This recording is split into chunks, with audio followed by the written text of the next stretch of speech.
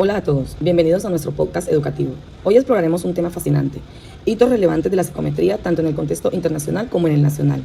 En este video los estaremos acompañando los estudiantes de Psicología de la UNAM, Emma Toro, Mauricio Hurtado, Estefanía Quintero, Laura Gualtero y quien les habla, Heidi López. La psicometría ha sido una herramienta fundamental para entender y medir las diferencias individuales en habilidades, personalidad e inteligencia.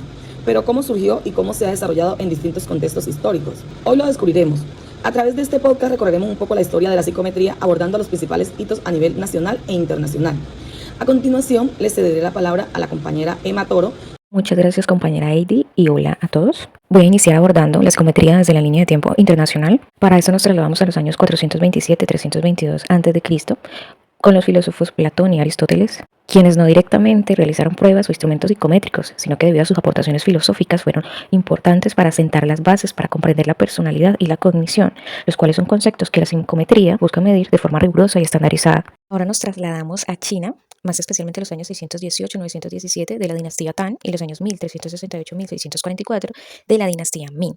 Se supone que estas dinastías hace parte de la historia temprana de la psicometría porque utilizaron prácticas para evaluar a sus funcionarios a través de exámenes escritos donde se medían las habilidades y el conocimiento que tenían las personas para así lograr determinar qué tan idóneos eran para determinado puesto.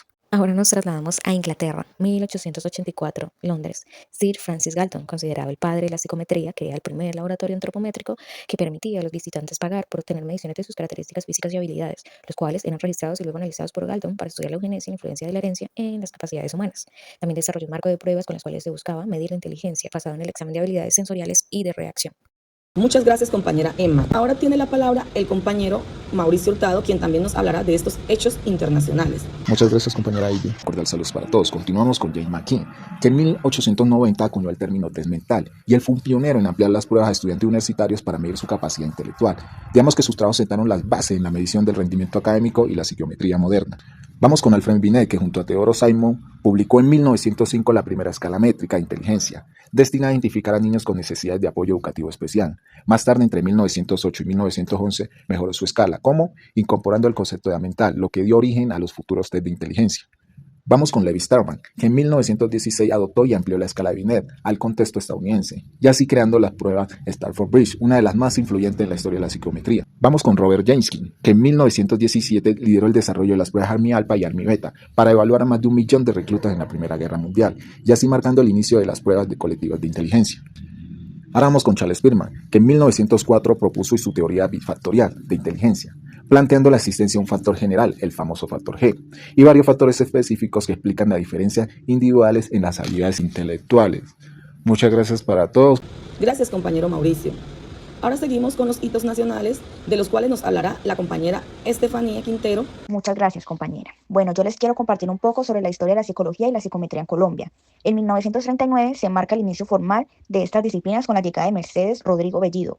Fue una psicóloga española que tuvo un impacto significativo en el país.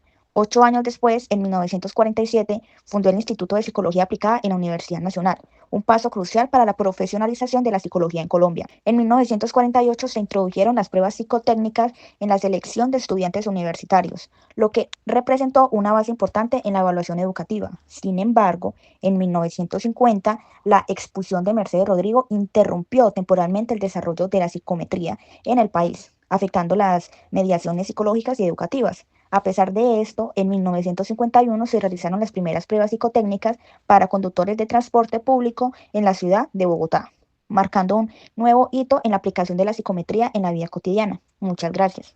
Muchas gracias, compañera Estefanía. También le damos paso a la compañera Laura Gualtero, quien nos tiene más información del tema. Gracias, compañera. Seguiré con el año 1957, un momento histórico. La Universidad Nacional de Colombia graduó a los 11 primeros psicólogos del país, un paso clave para la profesionalización de la psicología. En el 1958 se convierte en realidad la Facultad de la Psicología en la Universidad Nacional, la primera del país. Desde ese momento, la formación de psicólogos empezó a tomar una estructura más formal y científica. Del 1965 a 1968, el psicólogo José Rodríguez Valderrama impulsa la creación de pruebas de aptitud verbal y matemática, lo que llevó en 1968 a la creación del Servicio Nacional de Pruebas. En el 1969, el Servicio Nacional de Pruebas evoluciona y nace el IFEX, una de las instituciones claves en la evaluación educativa en Colombia. Ese mismo año llega al país la primera máquina de lectura óptica, marcando el inicio de la automatización en la corrección de pruebas. Del 2000 al 2020, en las últimas 2 décadas, las investigaciones psicométricas se consolidan, se fortalece el interés en los modelos de validez, confiabilidad y teorías de test, mostrando un avance significativo en la calidad de los instrumentos utilizados en Colombia. Y así paso a paso Colombia ha sido construyendo una tradición psicométrica que sigue creciendo. La historia no termina aquí porque la psicología sigue evolucionando contigo. Muchas gracias. Gracias, compañera Laura. Bueno, así llegamos al final de este recorrido por algunos de los hitos más importantes de la psicometría desde sus inicios. Gracias por acompañarnos y ser parte de esta conversación.